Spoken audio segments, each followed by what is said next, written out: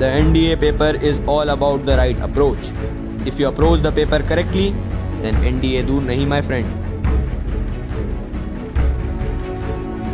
Hello and welcome to Defense Study Capsule.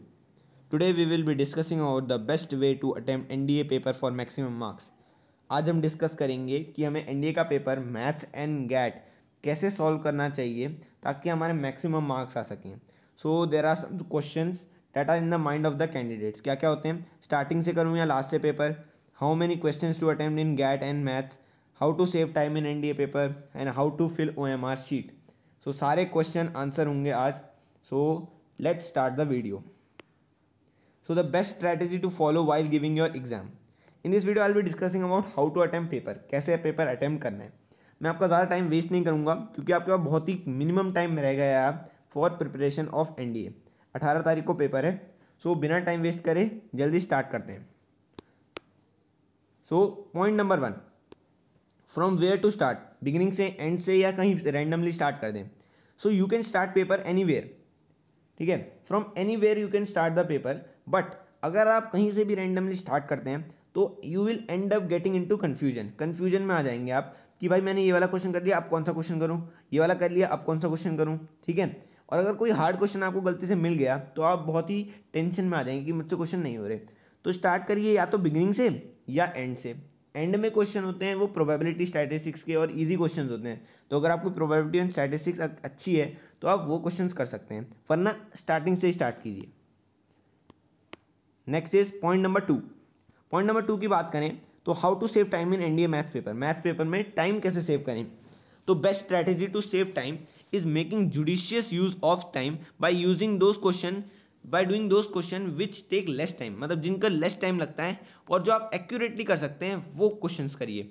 मान लीजिए आपकी स्टैटिस्टिक्स एंड प्रोबेबिलिटी अच्छी है तो आप पहले एंड से क्वेश्चन करिए, वो आपके अच्छे से हो जाएंगे तो आपका एक कॉन्फिडेंस बिल्ड हो जाएगा और आपका टाइम भी सेव होगा. और अगर आपके डिटर्मिनेंट मैट्रिसेस लिमिट्स के क्वेश्चन अच्छे हैं तो आप शुरुआत से करिए और उन क्वेश्चंस को करिए पहले जो आपको अच्छे से आते हैं, जिनको आपका कंसेप्चुअल क्लियर है. आगे बात करते हैं. तो यहाँ पे मेरे पास कुछ एग्जांपल्स हैं, यहाँ पे क्वेश्चंस ले रखे हैं मैंने. सो इन क्वेश्चंस में आपको कौन कौन से क्वेश्चंस करने, देखिए ये वाले क्वेश्चन जो होते हैं, जो सेट्स के क्वेश्चन होते हैं जिनमें आपको सीरीज दी रखी होती है क्वेश्चंस की, जैसे 16, 17, 18, इनमें आपको बहुत टाइम लग सकता है कि अगर आपका सेट्स का कंसेप्ट क्लियर नहीं है तो आपको टाइम लग सकता है. जैसे ये वाली भी एक सीरीज दे रखी है डायरेक्शन वाली, direction for the following questions. So ये क्वेश्चन होते हैं, ये टाइम टेकिंग होते हैं, इन्हें आप लास्ट में करने की कोशिश करिए. सो आप फर्स्ट में कौन से क्वेश्चन कर सकते हैं, वेक्टर्स के क्वेश्चन कर सकते हैं और ये लिमिट के क्वेश्चन कर सकते हैं जो एल हॉस्पिटल से डायरेक्टली सॉल्व हो जाते हैं. सो मेरी यही स्ट्रैटेजी होती थी कि मैं ऐसे क्वेश्चंस करूं जो ज़्यादा आसानी से हो जाते हैं वो पहले, फिर मैं इन क्वेश्चंस को करता था जो कि सेट्स के होते हैं बड़े बड़े. पॉइंट नंबर 3 क्या है, what if I get stuck in a certain question. So ज़्यादातर ये होता है NDA के पेपर में कि आप कोई क्वेश्चन कर रहे हैं और बीच में आप बिल्कुल आपका दिमाग नहीं चल रहा, मतलब वो क्वेश्चन नहीं हो पा रहा, अगला क्वेश्चन करते हैं वो भी नहीं हो पा रहा. तो इस सिचुएशन में क्या करें. तो ये बहुत बार होता है NDA के पेपर में. आपको क्या करना है, इसमें स्ट्रेस्ड आउट नहीं होना है और आपका टाइम भी वेस्ट नहीं करना ज़्यादा इन लेंदी क्वेश्चंस को करने में.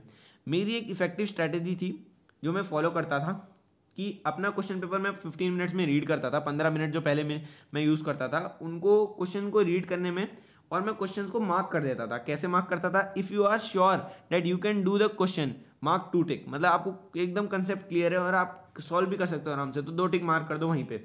इफ़ यू नॉट श्योर, अगर आप श्योर नहीं हो तो पर आपका कंसेप्ट क्लियर है तो 1 टिक मार्क है, पर आपको श्योरिटी नहीं है कि आप कर लेंगे पेपर तो पर 1 टिक मार्क करिए.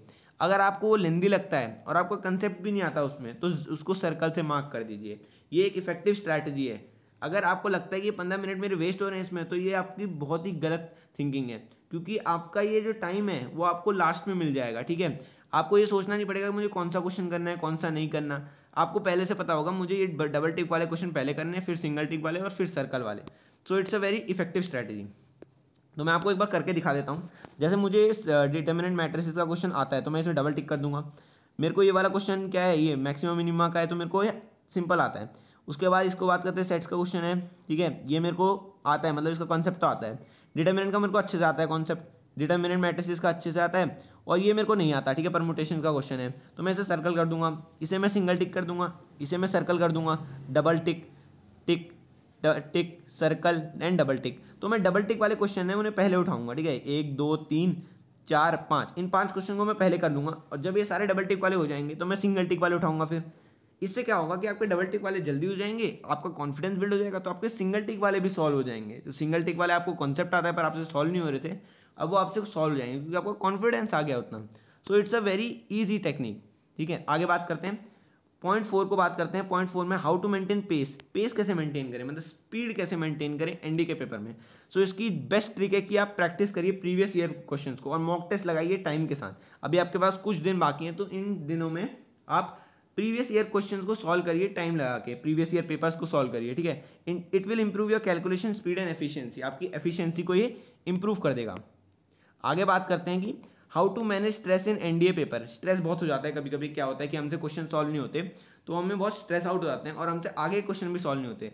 तो क्या करिए, शुरुआत में डीप ब्रीथिंग करिए और कीप काम, बिल्कुल पेपर के दौरान बिल्कुल ही शांत रहिए और सारे क्वेश्चन सॉल्व करने से पहले ये देखिए कि आपने क्वेश्चन मतलब करे हैं कि नहीं, जो आपने कर रखे हैं उन्हें टिक कर रखा है कि नहीं। तो ये बहुत इंपॉर्टेंट स्ट्रैटेजी है। ठीक है, अब अगर एनीवेयर इन द मिडल आपको कोई क्वेश्चन है वो नहीं आ रहा तो क्या करिए, एंड में चल जाइए। एंड में क्वेश्चन इजी होते हैं प्रोबेबिलिटी एंड स्टैटिस्टिक्स के, जो कि रिलेटिवली इजी होते हैं, उससे आपको कॉन्फिडेंस बन जाएगा। क्या करना होता है, आपको कॉन्फिडेंस बनाना होता है एनडी के पेपर में, ताकि आप आगे क्वेश्चन सॉल्व करें। Don't waste time on lengthy question में टाइम वेस्ट मत करिए, it will only end up giving you stress ही आएगा आपको और कुछ नहीं मिलेगा उससे। आगे बात करते हैं पॉइंट नंबर 6 की। पॉइंट नंबर 6 की बात करते हैं तो how to avoid lengthy questions in NDA. अब बहुत सारे लेंदी क्वेश्चन होते हैं, सारे क्वेश्चन नहीं करने होते हैं हमें सॉल्व, हमें सिर्फ सेलेक्टिव क्वेश्चन सॉल्व करने होते हैं जो कम टाइम लें। ये होती है स्ट्रैटेजी एनडी के पेपर में। Lengthy question take time and sometimes after coming, मतलब ये होता है कि मैं एग्जाम देख के आ गया और मुझे पता लगा जब मैंने एनालाइज किया क्वेश्चन पेपर, तो मुझे लगा यार मैं तो लेंदी क्वेश्चन में टाइम वेस्ट कर रहा था, यहाँ तो 120 क्वेश्चन है जिनमें से कई सारे क्वेश्चन जो ईजी थे और मैंने देखा भी नहीं। तो ये है कि आपको 15 मिनट में पहले सारे क्वेश्चन देखने होते हैं। तो मैंने आपको वही स्ट्रैटेजी बताई शुरुआत में कि read question paper carefully and mark the question as I shown you. एक टिक, डबल टिक और गोले वाले क्वेश्चन स्ट्रैटेजी फॉलो करिए। इससे क्या होगा, आपकी लेंदी क्वेश्चन आप सारे ये सर्कल में डाल सकते हैं, क्योंकि लेंदी क्वेश्चन आपको नहीं करने हैं अभी। तो वही है कि आपको सारे क्वेश्चन पता होंगे कि आपके कौन से क्वेश्चन करने हैं, कौन से क्वेश्चन नहीं करने। This is a very effective strategy. आगे बात करते हैं पॉइंट नंबर 7 की, इज गेसिंग गुड इन एनडीए गैट। अब गैट की बात कर लेते हैं, मैथ्स तो हमारा हो जाएगा क्लियर।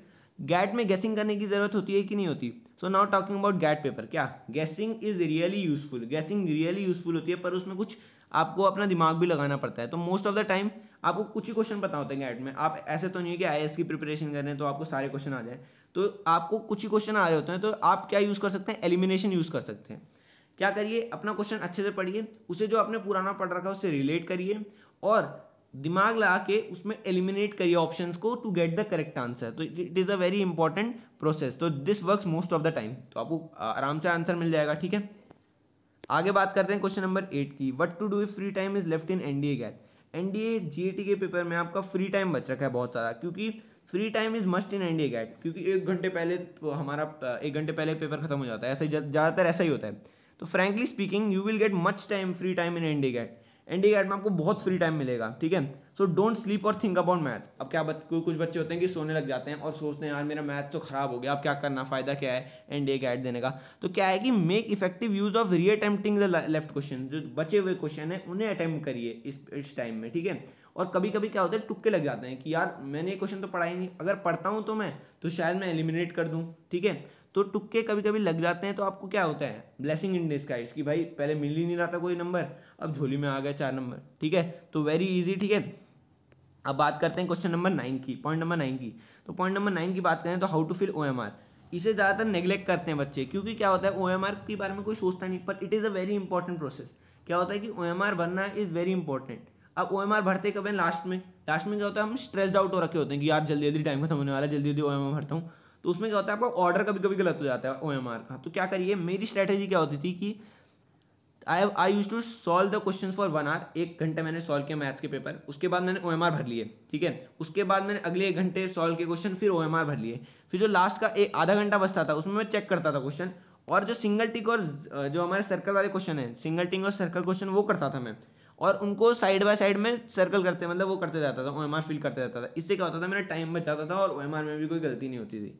ठीक है, तो it's very important to fill OMR accordingly. ठीक है, सो पॉइंट नंबर 10 की बात करें, लास्ट पॉइंट है हमारा, last but not the least, how many question should one attempt. ये बहुत ही इंपॉर्टेंट क्वेश्चन है, मतलब सब पूछते रहते हैं भाई कितने क्वेश्चन करूँ, कितने क्वेश्चन में हो जाएगा।